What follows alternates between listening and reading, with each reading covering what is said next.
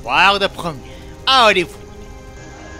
Les stars défilent, la corde des flashs de caméra se fait entendre.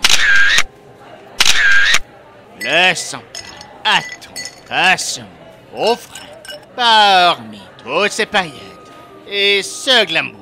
Un homme est un peu en retrait, pas qu'il n'a pas sa place ou qu'il est de l'intéressé. Mais pour Wigmig, tout cela est irréel. Jamais il n'aurait cru que ces modestes dessins et ces histoires particulières l'amèneraient à Hollywood. Jamais il n'aurait cru que l'art des Magua sortirait de Corée du Sud pour exploser dans le monde. Il sait bien que ce n'est pas seulement sa réussite ce soir, mais celle de toutes ses consoeurs et confrères manhwaga. Cette idée l'effraie et l'excite tout en même temps. Parmi toutes les étoiles du ciel et celles de la terre, il y en a peut-être une pour lui, une bonne étoile.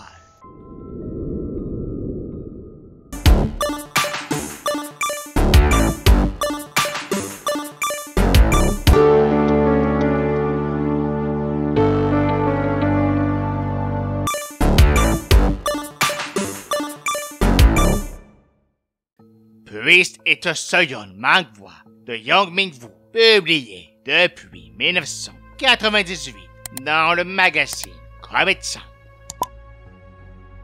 Dans l'Ouest sauvage, de plus en plus de villes sont aux prises avec une épidémie de morts vivants. Épidémie qui semble se propager à l'arrivée d'étranges hommes de foi.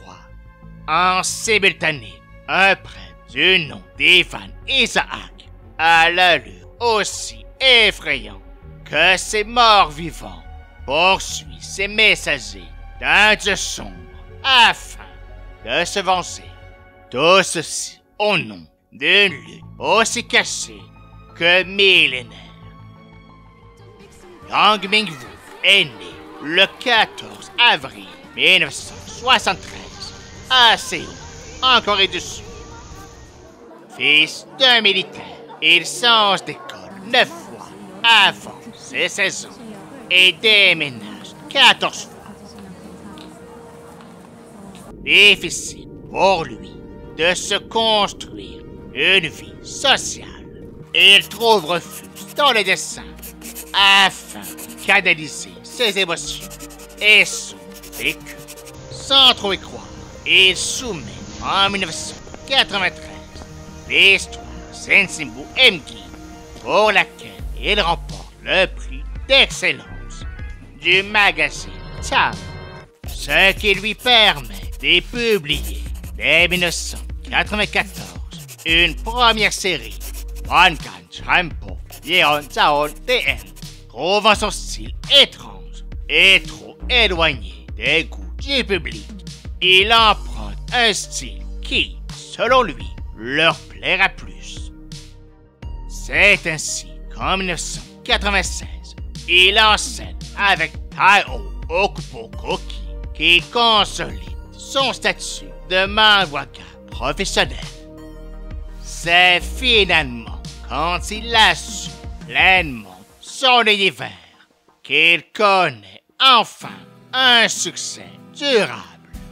Ainsi, c'est en 1998 qu'il commence la publication de Priest, qui reste à ce jour un des manhwas les plus emblématiques à être sorti du pays du Matakal. Young Ming-woo interrompt en 2007 son travail sur Priest, mais compte terminer l'histoire un jour. Il a publié d'autres œuvres, soit Don't Slave en 2002, Justice and Mercy en 2004 et Ghostface depuis 2010. Sa seule autre œuvre à avoir eu du succès en dehors de la Corée du Sud. Priest est une œuvre unique. Priest est un récit mélangeant action et horreur, avec de longs moments de scènes philosophico-théologiques. Toute l'histoire s'oriente autour du prêtre Ivan Isaac, qui, après avoir tout perdu aux mains de forces sombres, mais aussi après s'être approché trop près de savoir interdit, sur vengeance à ses mêmes forces. C'est à la fois un western, un drame historique et un récit d'horreur. Il nous transporte dans l'Ouest sauvage, dans les croisades pour Jérusalem, à l'époque de l'Inquisition et à une époque moderne, sans trop se préoccuper de l'exactitude historique. Un Ouest où les cow-boys côtoient des châteaux gothiques, des croisades où des chevaliers fanatiques ont des allures de chars d'assaut, une inquisition opaque qui rivalise d'ingéniosité, de créativité et de sadisme dans leur torture. Ce sont les mythes et les fantasmes qui importent. Nous pouvons les prises comme le combat d'un prêtre surpuissant qui se bat contre des démons surpuissants dans le sang et les déformations corporelles. Mais derrière cela, il y a le fantasme d'une église catholique occulte, cassée, d'une église qui a réécrit l'histoire pour occulter le visage beaucoup plus sombre de Dieu, le fantasme d'un pan de l'église qui vénère un Dieu originel, bien plus cru et organique que l'image du grand barbu dans un ciel de nuages immaculés. Une église qui remplace les principes de fraternité et de pardon par la souffrance du corps et le martyre des autres. Un catholicisme bien plus sombre et torturé qui aurait été édulcoré avec les siècles. Une réflexion sur l'instabilité de la foi et sur la soif de reconnaissance. Ivan Isaac défend une interprétation plus classique des évangiles, mais veut surtout se venger. C'est un héros sombre, un héros torturé, tant dans son esprit que dans sa chair, comme les créatures qu'il affronte. C'est un mort-vivant uniquement mu par sa colère et sa rage de vengeance. Au lecteur de juger si sa quête est plus noble. Même s'il ne se définit pas comme pratiquant, Minwu vient d'une famille catholique et a grandi dans la culture catholique. C'est en écoutant les membres de sa famille débattre entre des visions catholiques et protestantes des mêmes sujets que l'idée de créer une série opposant de visions des Saintes Écritures lui est venue. Même s'ils parlaient du même Dieu, leur interprétation des événements différait, mais ça n'a pas été sa seule inspiration. Évidemment, le style de Minwu est très loin de ce qu'on s'attend d'un manga. Ses dessins sont bruts, énergiques et imparfaits, presque au niveau d'un croquis, tout en étant détaillés. On sent les traits et on sent les coups de crayon. L'action, et puis ne manque nettement pas d'action, est bien plus suggérée par le mouvement des traits que par un découpage précis des gestes. C'est caractéristique des manhwas. Je ne ferai pas un exposé sur l'histoire des manhwas, mais si, comme les mangas et la bande dessinée occidentale, cet art tire ses origines des premières caricatures et courte histoire illustrée de la fin du 19e siècle. Il n'a pas emprunté le même chemin que ses cousins japonais et chinois. Le manga a des codes graphiques et narratifs beaucoup plus libres qu'il a longtemps rapproché bien plus des bandes dessinées européennes et des comics américains que des mangas japonais. Ce n'est que dans les années 2000, avec l'influence omniprésente de la culture japonaise en Corée du Sud auprès des jeunes générations, que le style s'est nettement japonisé.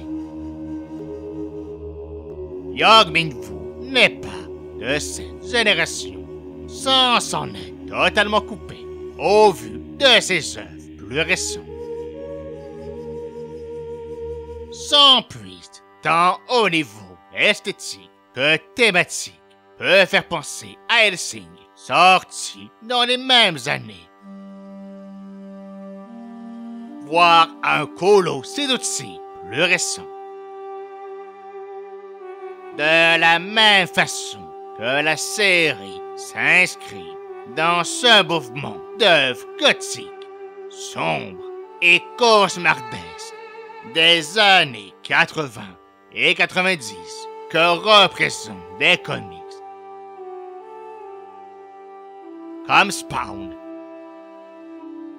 Constantine ou The Crow, ainsi que tous ces films sortis à cette époque qui dépeignent une vision torturée et déformée de la foi humaine dans des univers d'enfer bien terrestres.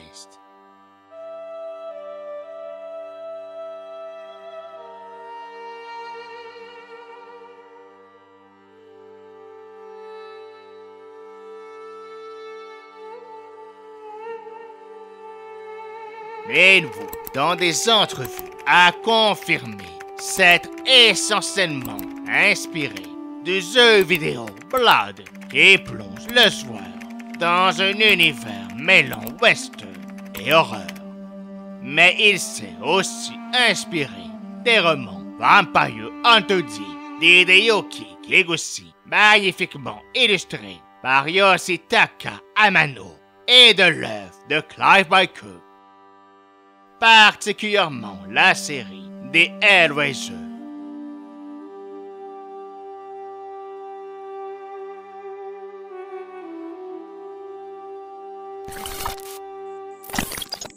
Ce n'est pas étonnant que le public occidental a su apprécier sa proposition et retrouvant un certain exotisme oriental, mais dans un univers très familier.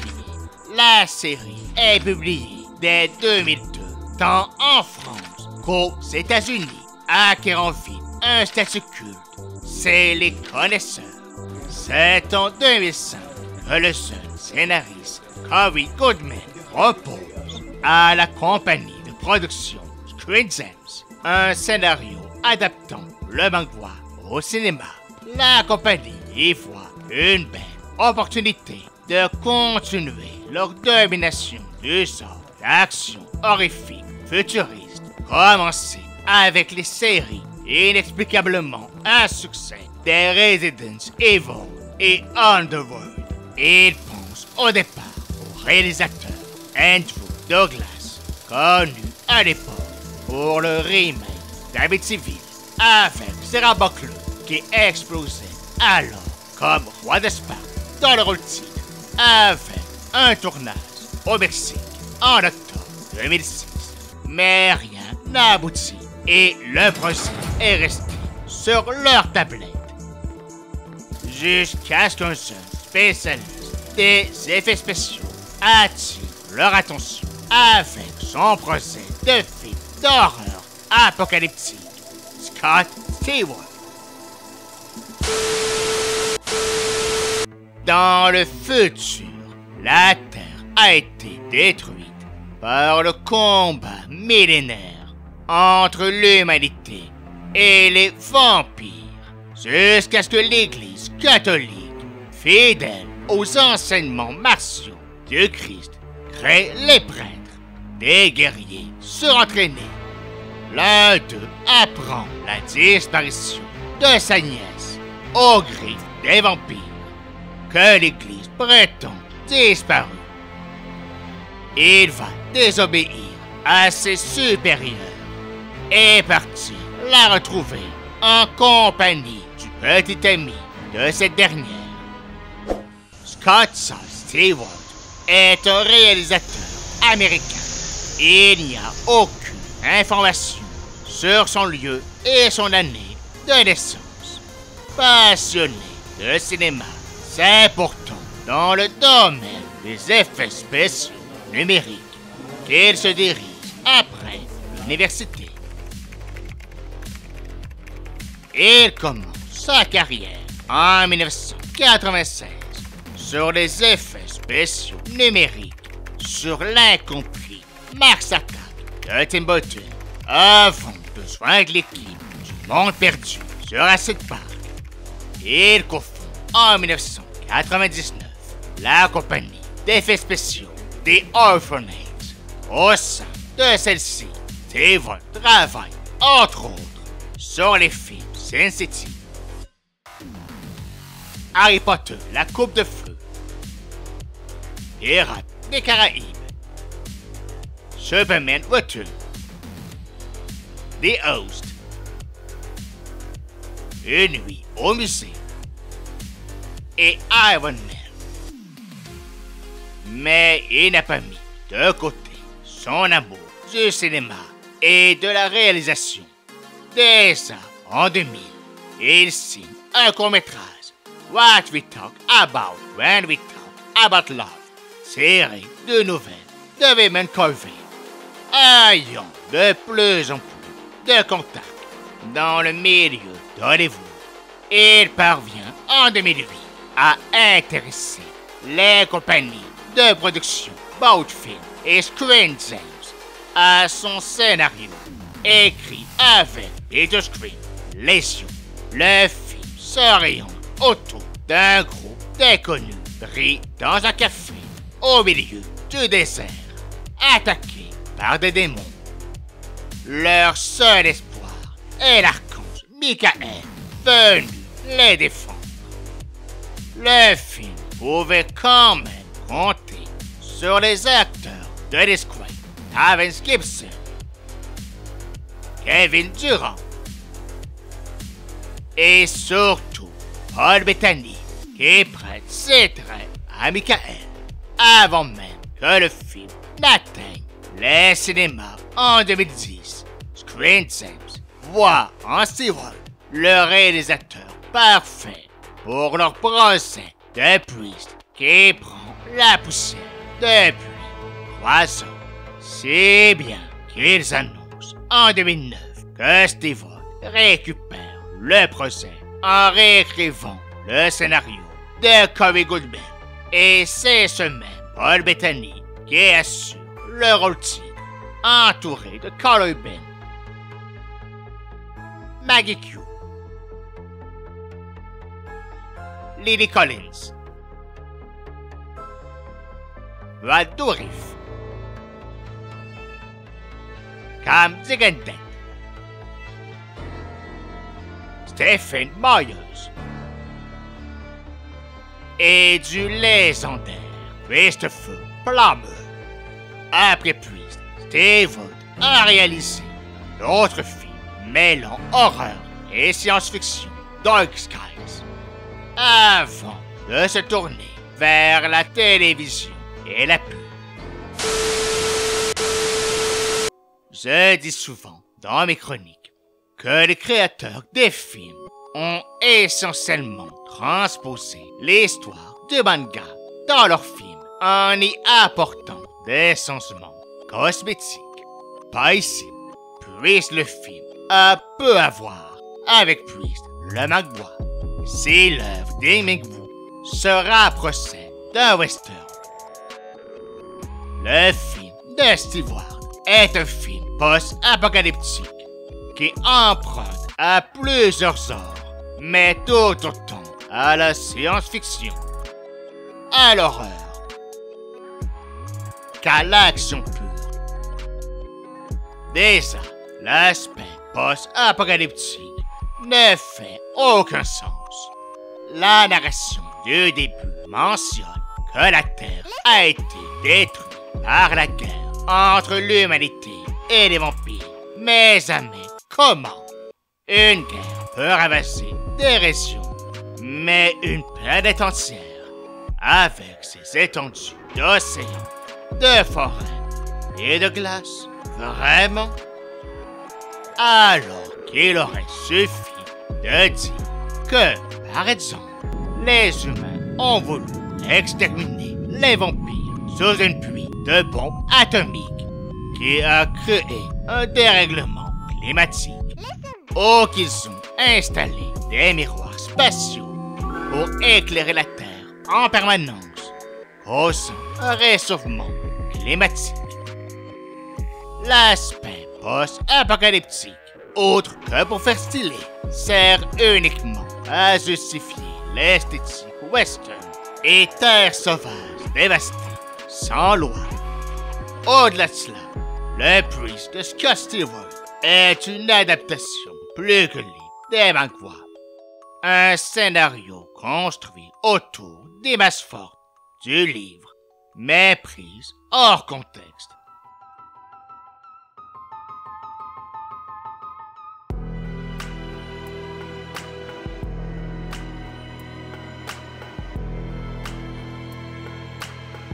Et dès que l'on creuse les origines, toutes les versions se contredisent.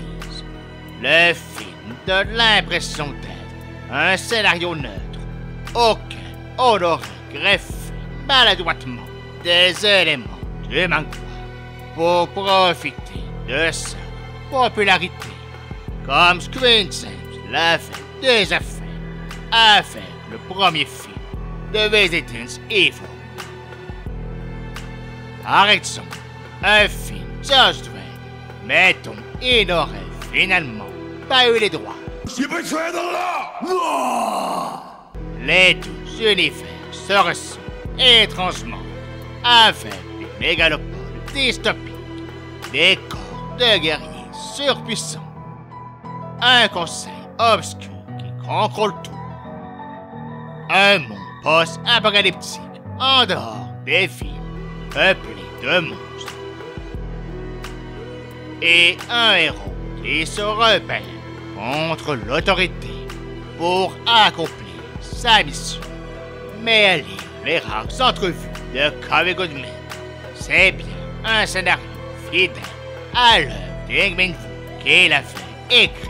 On peut se dire alors que les producteurs ont juste voulu rendre le film le confort à la mode du moment, dans la lignée de la Resident Evil et Underworld, et plus dans la lignée des Valencia, Blood Drain, des Breakers, ou Constantine, populaire à cette époque.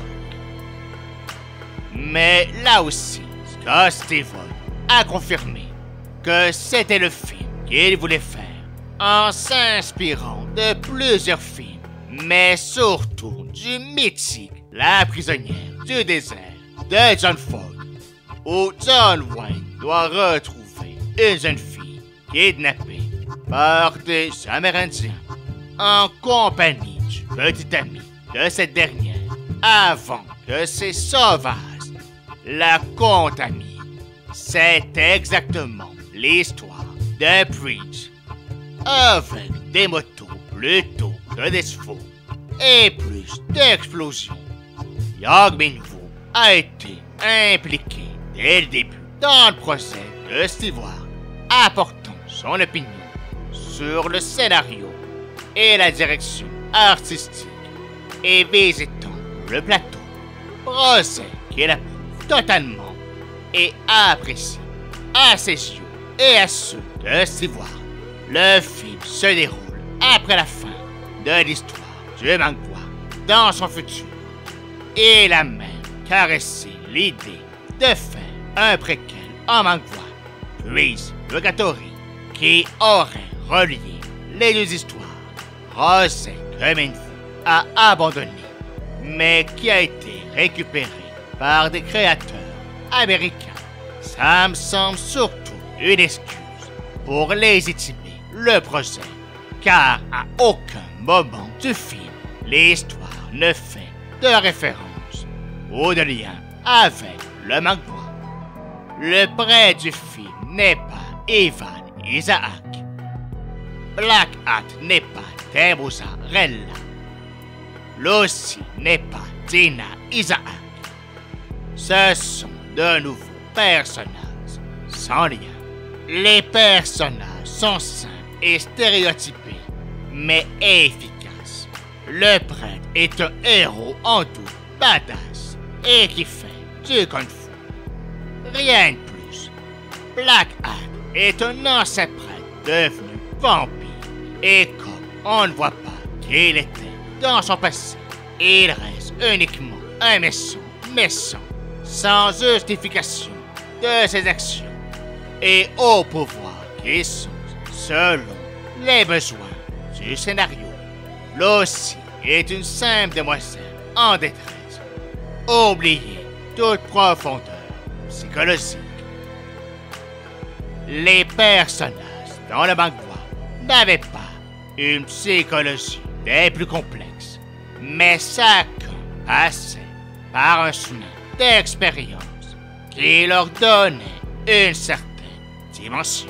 Chacun et chacune a été marqué et blessé par des traumatismes et des chocs qui ont nourri la douleur interne qui les motive dans le récit. Dans le film, rien de tout cela. Paul Bettany est un prêtre froid et austère, en proie au doute quant à son passé et à sa foi, mais qui reste en souffrance. Karl Euben est motivé par le classique. Les vampires sont purs et simples. Les humains sont les vrais monstres, sans la moindre originalité. Maggie Q est une prêtresse qui croit plus en l'amitié qu'en sa mission. Lily Collins est l'éternelle jeune fille en détresse qui rêve de mieux que d'être perdue dans le désert. Cam Diganden est le classique jeune homme parti sauver sa petite amie avec son courage et son fusil. Aucun nom surprenant et nouveau. Des stéréotypes faciles à comprendre pour le spectateur. Et je les appelle par le nom de leur acteur et actrice. Car, mis à part Lucy, personne dans ce film n'a de nom. Idem pour les vampires. Ce sont des monstres sans identité et littéralement sans visage. Et qui ne cherchent qu'à se nourrir de sang humain. Ce sont des insectes définis par leur rôle dans la colonie. Des ouvriers, des soldats, une reine. Ce sont des termites qui vivent dans des ruches, des antagonistes faciles à comprendre. Il faut par contre reconnaître au film sa capacité à bien introduire les personnages dans des scènes claires et qui montrent bien leur capacité. On ne fait pas que nous dire que les prêtres sont de redoutables guerriers. On le voit. Steve ne nous montre pas immédiatement le danger des vampires et nous laisse le deviner en premier, puis le montre au bon moment. Ce n'est rien de révolutionnaire, mais c'est bien utilisé. Même chose pour l'introduction en film d'animation qui nous présente la guerre millénaire entre l'humanité et les vampires. Animation faite par le grand Andy Tartakovsky. Oui, c'est un choix purement budgétaire, mais ça fonctionne très bien pour mettre en place les enjeux et l'univers du film. et ça rappelle un peu le style graphique de Young Minwoo.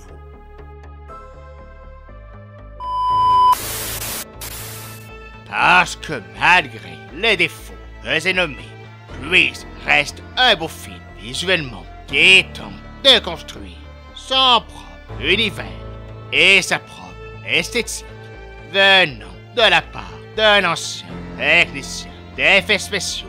Ça peut sembler normal, mais il y a un vrai travail visuel dans le film. On sent clairement les inspirations venant de films variés comme Blade Runner, The Hill of Ice ou de Mad Max, sans non plus être de simples copies. Il y a de réels beaux plans, de réelles belles idées de mise en scène, une volonté de créer un univers unique, bien plus fort que dans d'autres films de Screen Gems. Le film ne réussit pas entièrement, mais au moins il essaie. Par contre, le film est sombre, très sombre, et je ne parle pas des thématiques, ce qui aurait été raccord avec le manga, mais de l'éclairage. C'est normal dans un film horrifique d'avoir des scènes dans la pénombre, mais souvent on ne voit juste rien. Ça devient difficile de comprendre ce qui se passe et d'identifier les personnages. On pourrait croire que c'est pour casser les effets numériques moins polis, mais honnêtement, le film s'en tire très bien côté numérique, compte tenu de son âge et de son plus petit budget. Ironiquement, le film est à la fois très rapide pour rédaction, passe d'une scène à l'autre sans perdre trop de temps, avec le bon ratio d'atmosphère et de combat, mais est aussi rempli de dialogues longs et inutiles qui ne ralentissent pas tant l'histoire, mais l'alourdissent. Les dialogues ne sont pas sans intérêt, mais les personnages ne font souvent qu'expliquer ce qu'ils ressentent et donner des informations que le spectateur connaît déjà. Et ils sont remplis de répliques plus fromagées qu'une fondue ou 12 fromages. It's going to be a massacre. It's gonna be a war. The war is over! Priest! No. It's just beginning. You would have made a good priest. Thanks. Je ne sais toujours pas si c'est un défaut ou une qualité. Au-delà du visuel, il reste des thématiques du manga dans le film, mais largement diluées. Toutes les thématiques et les réflexions théologiques qui étaient au cœur de l'œuvre de Minwoo ont été remplacées par une guerre entre les humains et les vampires, facile à comprendre, entre l'Église et des monstres. Parce que bien sûr que l'Église catholique dans le futur est une puissance dominatrice au-dessus des gouvernements. Est-ce que le pape affronte les vampires? Non! Le pape reste au Vatican! Oui, l'idée d'une église occulte qui contrôle en secret la population, niant la menace toujours présente des vampires, peut se rapprocher du manga. Mais c'est mince, et ça pourrait être remplacé par n'importe quoi d'autre que l'Église. Surtout qu'il n'est pas clair si le Conseil croit ou non à ces mensonges. À part son tatouage de croix et son nom de prêtre, le personnage de Paul Bettany ne fait rien de catholique et n'agit pas en homme d'église, mais à part citer Coolio. Yea, though I walk through the valley of the shadow of death. I take a look at my life and realize there's nothing left. Et lancer des shurikens en forme de croix. Rien ne le rattache à l'église. Même le prêtre d'Abwended Au nom du Seigneur, je vous botte le cul! est un religieux plus crédible. L'imagerie chrétienne dans le film est limitée à quelques croix et à la notion de sacrifice que font les prêtres dans leur vie et dans leur action. Mais comme tout le reste, ça reste en surface et ce n'est jamais approfondi. Aucune idée si cette absence vise à ne pas choquer le public chrétien qui, c'est bien connu, adore les films d'action horrifiques ou par manque d'intérêt dans le scénario. Le film se conclut sur une fin ouverte, laissant entrevoir une suite. Suite qui n'a jamais été faite, vu le relatif échec du film au box-office. Puis reste un bon film divertissant, pas un grand film, mais au-dessus, plus travaillé visuellement et plus cohérent que la moyenne des autres films de Screen Gems. Le film est rempli de bonnes idées et esquisse plusieurs éléments intéressants, mais rien n'est abouti et poussé plus loin que la surface. Beaucoup de bonnes intentions, mais une absence de soi ou trop d'interférences. Je ne sais pas. Par contre, Puis est une piètre adaptation. Une adaptation n'est pas obligée d'être une transposition fidèle à la ligne de l'œuvre originale. Une adaptation peut prendre des libertés et réinterpréter son matériel source, mais il doit en conserver l'essence et il doit conserver les grands thèmes. Le premier exemple qui me vient à l'esprit est Perfect Blue, le roman de Yoshikazu Taguchi et le film de Satoshi Kon sont très différents. Les deux racontent comment une idole est harcelée par un fan trop envahissant. Mais si le roman est un simple thriller psychologique et efficace, le film de Kon y ajoute la transition de Mima vers le jeu, mais surtout y ajoute d'autres profondeurs de lecture sur l'univers du showbiz japonais et sur le féminisme au Japon, absent du roman.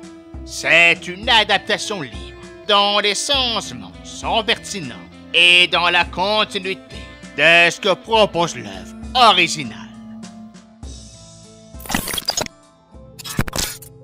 Puis Digimon et puis The Skull Steward sont deux œuvres d'action et d'horreur destinées à un public plutôt masculin. Deux œuvres commerciales proposant un univers visuel différent, se démarquant de la moyenne des autres propositions similaires.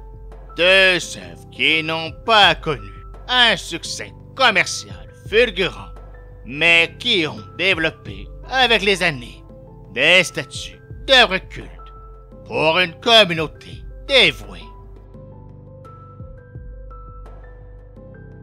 Le manga Digimon a modestement fait connaître le travail de la Corée du Sud à l'Occident, permettant aujourd'hui à leurs artistes de proposer leurs œuvres. Il a fait connaître une autre forme de bande dessinée asiatique proche, mais différente des mangas japonais. Il a proposé un récit unique qui ne pouvait venir que de Corée du Sud. C'est dommage que son histoire n'ait toujours pas eu droit à une adaptation plus fidèle, à la hauteur de son audace. Tabi.